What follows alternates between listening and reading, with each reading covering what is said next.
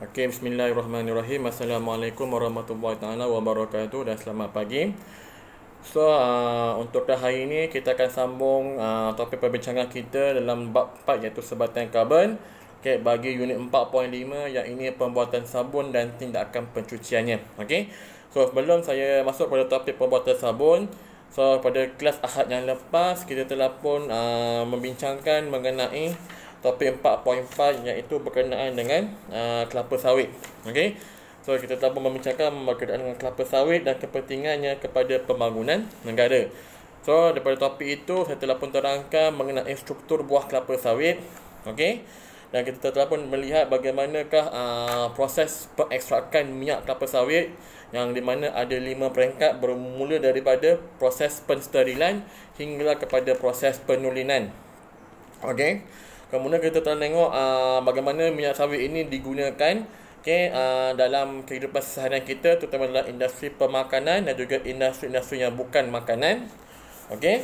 Dan kita pun telah melihat bahan-bahan berkhasiat, khasiat minyak kelapa sawit yang terkandung dalam minyak kelapa sawit yang memberikan kebaikan kepada kita. Contoh seperti adanya vitamin E, tocopherol, tocotrienol, vitamin A dan juga kandungan kolesterol yang baik iaitu HDL serta serta omega 6 yang membantu dalam mengurangkan kolesterol yang berbahaya dalam badan kita. Kemudian kita telah pun membincangkan mengenai aktiviti penyelidikan dan juga pembangunan minyak sawit dan potensi minyak kelapa sawit untuk digunakan untuk penghasilan barang-barang yang yang lebih baik, yang juga mungkin terbiodegradasi, yang boleh kita kaji dan juga kita guna pakai di masa-masa yang mendatang. Kenapa? Kerana minyak sawit ini merupakan sumber komoditi utama negara Malaysia. So pada hari ini kita lihat tentang proses pembuatan sabun. So biasanya kita bila kita nak mandi, selalunya bila kita mandi ataupun kita nak basuh tangan dan sebagainya, kita akan menggunakan sabun. So sabun ni ada banyak jenis, ada yang sabun buku, ada yang sabun cecair dan sebagainya. So sebelum kita tengok kepada proses pembuatan sabun, kita tengok dulu kepada kepelbagaian asid lemak. So kalau kita tengok kat sini terdapat banyak asid lemak yang kita boleh jumpa dalam minyak dan juga lemak yang lain. Contohnya seperti asid palmitik, asid olik, asid linolik iaitu omega 6 dan juga asid alfa linolik iaitu omega 3. So ini adalah antara contoh-contoh asid lemak.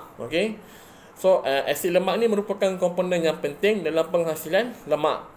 So kalau kamu ingat, untuk menghasilkan lemak dia mesti ada komponen asid lemak dan juga komponen alkohol yang ini glycerol untuk menghasilkan lemak. So ini adalah antara contoh asid-asid lemak yang biasanya kita makan. Contoh kita tengok kepada asid palmitik yang biasa terdapat dalam minyak kelapa sawit. Asid olik yang terdapat pada minyak buah zaitun. Omega 6 yang biasa terdapat dalam minyak kelapa sawit, minyak jagung dan juga minyak kacang soya. Dan juga omega 3 yang terdapat pada minyak canola dan juga minyak kacang soya. So ini adalah antara contoh-contoh asid lemak yang mempunyai pelbagai khasiat kepada tubuh badan kita. So bagaimanakah sabun ini dibuat? So apakah proses pembuatan sabun? So sabun ini merupakan sejenis bahan ataupun lebih tepat merupakan sejenis garam. So sabun ni merupakan sejenis garam yang terbentuk daripada tindak balas antara asid lemak dengan alkali. So sabun ini dia merupakan sejenis garam yang terbentuk daripada asid lemak dan juga alkali. So berarti dalam proses pembuatan sabun dia melibatkan proses peneutralan. Di mana asid bertindak balas dengan alkali akan menghasilkan garam dan juga air serta bahan yang lain. So ini panggil sebagai proses peneutralan. So dalam konteks pembuatan sabun kita menggunakan lemak. Kita menggunakan lemak contohnya seperti minyak sawit. So dalam minyak sawit ada asid lemak yang ini asid palmitik. So asid palmitik ini kemudian yang kita akan campurkan dengan sejenis alkali. Kebiasaannya adalah natrium hidroksida. So natrium hidroksida merupakan sejenis alkali yang kuat. Okey. So bila natrium hidroksida ini dia bertindak balas dengan komponen asid palmitik dalam minyak kelapa sawit, okey, dia akan menghasilkan sejenis garam yang ini sabun. Okey. So dia akan menghasilkan sejenis garam yang ini sabun. Dan kita kena ingat dalam komponen lemak dia ada asid lemak dan juga glycerol. Okay, so kita kena ingat bahawa lemak ini merupakan ester. Okay, so bila ester secara keseluruhannya, bila ester ini bertindak balas dengan alkali seperti natrium hidroksida, dia akan menghasilkan sejenis sabun, iaitu sejenis garam yang dipanggil sebagai garam asid lemak. Okay, so garam asid lemak ini ialah sejenis sabun dan juga akan menghasilkan byproduct iaitu glycerol. So glycerol akan dipisahkan daripada komponen lemak. So asid lemak, okey, dia akan bertindak balas dengan natrium hidroksida untuk menghasilkan garam asid lemak yang ini sabun, dan juga dia akan menghasilkan bahan buangan iaitu glycerol. So proses penghasilan sabun ini, okey, dia melibatkan proses hidrolisis. Okey, proses pemisahan dengan menggunakan molekul air, okey, hidrolisis. Dalam tindak balas kimia ini dia akan adanya molekul air yang akan memisahkan asid lemak dan juga glycerol. Okey. So asid lemak ini dia akan bertindak balas dengan natrium hidroksida ataupun alkali untuk menghasilkan garam asid lemak yakni sabun dan juga glycerol. So garam yang terbentuk yang kita panggil sebagai sabun ini, okey, so proses ini kita panggil sebagai proses saponifikasi. Okay, so proses saponifikasi ialah proses penghasilan sabun di mana asid lemak akan bertindak balas dengan alkali untuk menghasilkan garam asid lemak dan juga byproductnya iaitu glycerol. So keseluruhan proses ini dipanggil sebagai proses saponifikasi. Okay, so ini ialah proses penghasilan sabun. So kita boleh gunakan pelbagai jenis asid lemak, okey, ataupun pelbagai sumber lemak seperti minyak sawit. Okey, kita juga boleh menggunakan susu. Okey, susu kambing kan yang biasa kamu tengok kat pasaran ada susu kambing. Okey, dalam susu kambing pun ada komponen asid lemak sebab dia melibatkan lemak.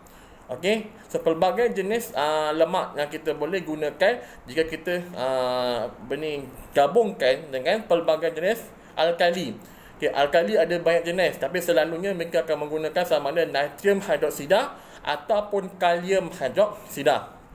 Okey, so pada kebiasaannya jika sabun itu diperbuat daripada natrium hidroksida, selalunya sabun itu dia akan bersifat keras. Okey, bila kita kata bersifat keras ni bukannya dia punya struktur tu ataupun bentuk dia, tidak. Okey, dia selalunya akan menyebabkan sabun ini mempunyai tindak balas yang lebih kuat. Okey. Tapi memang kebiasaannya bila kita kata sabun tu keras, memang selalunya dia wujud dalam bentuk pepejal. Okey.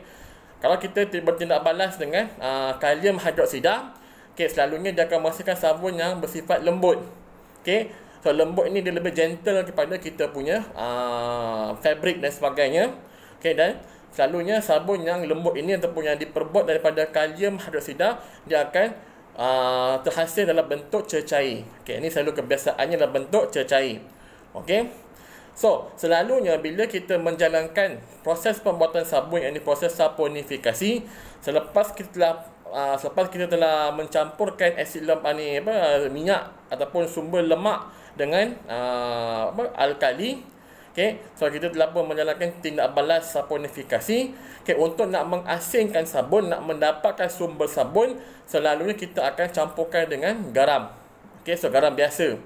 Sebab garam ini apa yang dia akan buat, dia akan mengurangkan kelarutan sabun. Okey, so bila kita kurangkan kelarutan sabun, berarti sabun itu akan menjadi tidak larut. So menyebabkan proses pengasingan molekul-molekul garam asid lemak yang disebut ini akan menjadi lebih mudah. Okey. So selalunya kalau kita ada makmal, kita boleh buat. Okey. So kita menggunakan, biasanya kita ambil minyak sawit. Okey, so kita gabungkan dengan asid lemak, gabungkan dengan alkali seperti natrium hidroksida. Kita akan panaskan secara perlahan-lahan, kita akan kacaukan. Kemudian apa yang kita akan buat, kita akan tutup api, kita akan sejukkan dan kita akan campur dengan garam. Okay, so bila kita campur dengan garam, kita mengurangkan kelarutan sabun dalam hasil tindak balas itu, dan kita boleh asingkan sabun dengan lebih mudah. So itu adalah fungsi garam, iaitu mengurangkan kelarutan sabun. Okay, so lebih mudah untuk kita nak mendapatkan ataupun nak mengekstrak sabun daripada hasil tindak balas antara lemak dan juga alkali tadi. Okay, so ini ialah proses saponifikasi, iaitu proses penghasilan sabun. Okay, so benda ni kena faham lah. Okay, di mana apakah itu saponifikasi? So apakah dia punya persamaan kimia, iaitu lemak yang sejenis ester bertindak balas dengan sejenis alkali, contoh seperti natrium hidroksida, untuk menghasilkan garam asid lemak, iaitu sabun dan juga glycerol. Okey, so ini ialah proses saponifikasi. Okey, so bagaimanakah sabun ini bertindak? Okey, so selama ni kita gunakan sabun nak basuh tangan. Okey, kita akan gunakan sabun ini untuk membasuh pakaian dan sebagainya. So bagaimanakah sabun ini dia bertindak untuk mencuci tangan kita, mencuci pinggan dan juga mencuci baju kita? Okey, so molekul sabun ini, okey, dia ada dua bahagian. Okey, kita panggil sebagai lebih mudah kepala dan juga ekor lah. Okey, so bahagian kepala tu kita panggil sebagai hidrofilik. Okey, so hidrofilik menuju kepada bahan yang suka air. Okey, hidro ialah air, filik ialah suka. Okey, so komponen kepala bagi molekul sabun dipanggil sebagai hidrofilik, iaitu dia suka kepada air. Manakala bahagian ekor molekul sabun kita panggil sebagai hidrofobik. Okey, iaitu benci air. Okey, fobia. Dia fobia kepada air. So itulah komponen dalam molekul sabun, ada dua, iaitu komponen hidrofilik, iaitu kepala dia, dan juga komponen ekor dia, iaitu hidrofobik. Okey, so bila ada dua komponen ini, dia sangat penting. Okey, di mana bila kita campurkan sabun, bila kita gunakan sabun, contoh dalam membasuh baju. Okey, sebab kebiasaannya kotoran-kotoran pada pakaian kita adalah lemak. Okey, mungkin minyak, mungkin grease dan sebagainya. Okey, selalunya kotoran ini dia bersifat lemak. Okey, so dia susah nak tanggal jika kita menggunakan air sahaja. So bila kita gunakan sabun, apa yang akan berlaku bila sabun bercampur dengan air, first thing dia akan mengurangkan tegangan permukaan air. Okey, ingat, air kita ni dia ada daya yang menarik di antara satu sama lain. So molekul sabun ini bila dicampurkan dalam air basuhan tersebut, dia akan mengurangkan tegangan permukaan pada air. Okey, itu yang pertama. Kemudian apa yang berlaku bila sabun dicampurkan dalam kita punya air basuhan yang ada baju kita, bahagian ekor, iaitu hidrofobik tadi, dia akan pergi melekat. Okey, ataupun dia akan pergi melekat pada kotoran pada pakaian kita. Okey, so dia akan pergi kepada kotoran pada pakaian kita yang merupakan sejenis lemak. Okey, sebab ingat bahagian ekor ialah bahagian yang benci air. So dia akan cuba mengelak daripada bertindak balas dengan air. So bila dia jumpa kita punya stain, okey, pada kita punya pakaian yang bersifat lemak seperti minyak dan juga grease sebagainya, so dia akan pergi ke bahagian tersebut dan melekat pada bahagian kotoran kita, okey, pada komponen hidrofobik. Okey, manakala komponen kepala, iaitu komponen hidrofilik yang suka air, akan terdedah kepada permukaan air. Okey, so bila ini berlaku, apa yang akan kita tengok ataupun kita akan saksikan hasilnya ialah molekul-molekul sabun ini akan mula tertumpu, dia akan mula melekat, dia akan mula menggumpalkan kotoran-kotoran yang terdapat pada kita punya pakaian. Okey, kemudian apa yang kita buat seterusnya bila kita basuh. Okey, bila kita basuh, kalau kita gunakan mesin, dia akan spin. Okey, dia akan berputar.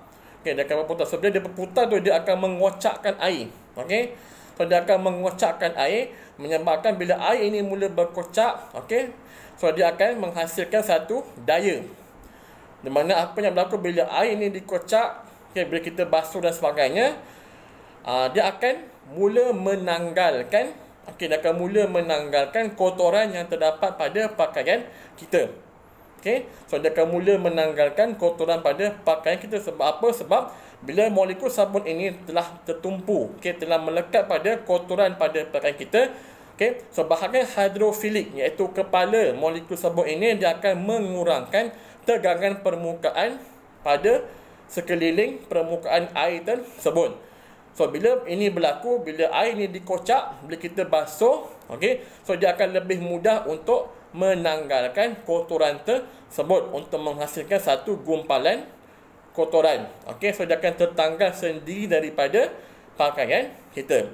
Sebab itu kalau kamu lihat bila kita basuh baju dengan sabun, okay, kita akan lihat, okay, kita punya warna air tersebut, okay, pada asalnya warnanya jernih. Tapi lama kelamaan bila kita basuh, dia akan bertukar warna menjadi lebih keruh ataupun lebih kotor. So sebab apa? Sebab tindakan sabun terhadap kotoran pada baju kita itu, okay, dan bila kita basuh ataupun bila kita kocakkan air tersebut, dia akan menanggalkan kotoran tersebut dan akan menyebabkan apa sahaja kotoran yang ada akan mula terapung dalam air tersebut, menyebabkan warna air itu akan mula berubah, okay, sama ada warna keruh ke ataupun warna hitam dan sebagainya. Okay, so bergantung kepada kita punya stain. Itu dia punya basic bagaimana sabun ini bertindak terhadap kotoran. Okay, so ini yang berlaku. Okay, lepas itulah hari ini lebih mudah bila kita basuh baju nak tanggalkan kotoran, kita menggunakan sabun. Okay, sama ada sabun tu sabun buku ataupun sabun cecair. Okay, so akan menyebabkan pakaian kita tu akan jadi lebih bersih. Okay, sama juga bila kita basuh pinggan, the same thing apply. Okay, bahagian hidrofobik akan pergi kepada kotoran, hidrofilik akan tertumpu kepada bahagian air, dan bila kita basuh pinggan, okay, kita sapu dan sebagainya, kita mengocak air, so bahagian-bahagian kotoran pada pinggan akan mula terpisah daripada permukaan pinggan dan akan dibuang dalam air yang kita gunakan untuk basuh. Okay, so ini ialah tindakan sabun, okay, yang banyak kita gunakan untuk mencuci. Okay, so satu lagi soalan saya akan tanya pada kamu, kenapa bila kita basuh baju kita, okay, dengan sabun tapi menggunakan air yang masin seperti air laut? Okay, so bila kita cuba basuh baju kita menggunakan air laut, selalunya kalau kamu perasan bila kita gunakan air laut untuk membasuh baju dengan sabun, selalunya kita akan dapat perhatikan penghasilan buih. Okay, penghasilan buih sabun tersebut tidak banyak, okay, dan baju kita sentiasa rasa licin. Okay, bila kita basuh dengan air laut, kita bilaslah dengan banyak kali air laut pun, baju kita ataupun pakaian kita yang kita basuh dengan sabun, dia masih lagi sama, dia punya tekstur rasa licin lagi. Okay, sebab apa? Sebab ingat balik tadi saya kata garam, okay, dia mengurangkan kelarutan sabun. Okay, so bila kita gunakan air laut, okay, untuk membasuh baju dengan sabun, menyebabkan sabun yang telah pun melekat pada kotoran pada pakaian kita, dia tidak boleh larut dalam air tersebut. Okay, so bila dia tidak boleh larut dalam air tersebut, maka molekul sabun itu tidak boleh terpisah, okay, daripada pakaian kita. Sebab itu bila kita basuh dengan air laut, kita akan dapati penghasilan buih pun kurang, dan kita akan menghasilkan bahawa kita punya pakaian tu masih lagi licin walaupun kita dah basuh banyak kali dengan air laut. Okay, sebab garam mengurangkan kelarutan sabun.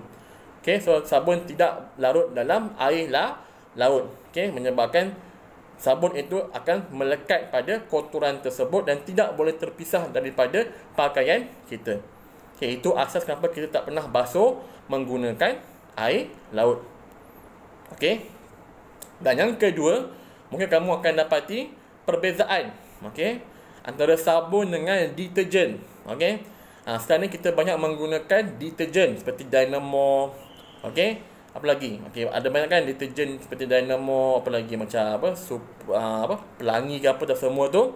Okay, so sabun dan deterjen adalah dua bahan yang tidak sama, okay, walaupun mempunyai sifat kimia yang hampir sama. Okay, iaitu dia juga boleh untuk menghilangkan menanggalkan kotoran, Okay, dan sabun dan juga deterjen dia pun ada komponen hidrofilik dan juga hidrofobik. Tetapi berbanding dengan sabun, deterjen ini dia lebih baik. Okay, deterjen dia lebih efektif dalam pembasuhan. Sebab apa? Sebab bahan yang digunakan untuk menghasilkan deterjen selalunya dia lebih baik. Okay, lebih baik terutama dalam bila kita menggunakan deterjen dengan air yang keras. Okay, bila kita kata air yang keras, air itu mengandungi banyak garam mineral seperti kalsium dan juga sodium dan juga kalium dan sebagainya. Okay, itu panggil sebagai air keras. Okay, selalunya bila kita gunakan air keras, contohnya bila kita pergi dekat kampung-kampung, okay, yang mungkin tiada sistem pengairan yang baik, okay, so air yang tidak diproses selalunya bersifat keras. So, air yang kita katakan keras itu mengandungi banyak garam seperti kalsium, okay, natrium dan juga kalium serta magnesium. Okay, ini panggil sebagai air yang keras. Okay, dan bila air ini terlalu keras, selalunya bila kita gunakan sabun untuk membasuh, selalunya tindakan sabun itu kurang berkesan. Okay, tetapi kalau kita gunakan deterjen, okay, di mana komponen kimia bagi penghasilan deterjen itu dia agak berbeza dengan sabun, tetapi dia mempunyai mekanisme yang sama dengan sabun. Okay, so bila kita gunakan deterjen dengan air yang keras, okay, dia lebih baik. Okay, so deterjen ni dia boleh digunakan bukan saja pada untuk air yang keras, tetapi juga untuk air yang lembut. Yang biasa kita gunakan dekat rumah tu dipanggil sebagai air yang lembut, yang telah pun ditapis kandungan garam mineralnya. So deterjen ini dia lebih baik berbanding dengan sabun. Tetapi tindakan mekanismenya sama dengan sabun. Dia pun ada hidrofilik dan juga hidrofobik. Cuma komponen pada kepala dia itu berbeza. Itu yang menyebabkan deterjen ini dia lebih baik berbanding dengan sabun. So, sabun ini dia boleh berfungsi jika kita menggunakan air yang lembut. Tetapi deterjen ini dia boleh berfungsi pada dua keadaan. Okay, jika kita menggunakan air yang lembut ataupun air yang keras. Okay, yang selalunya air yang tidak diproses. Okay, sebab kita ingat dekat dunia ni bukan semua tempat ada kemudahan untuk memproses bekalan air mentah. Okay, sebab itulah kenapa air ini diciptakan deterjen supaya dianya boleh diguna pakai untuk bahagian-bahagian yang memang bergantung kepada sumber air yang memang kita tengok air itu ialah keras.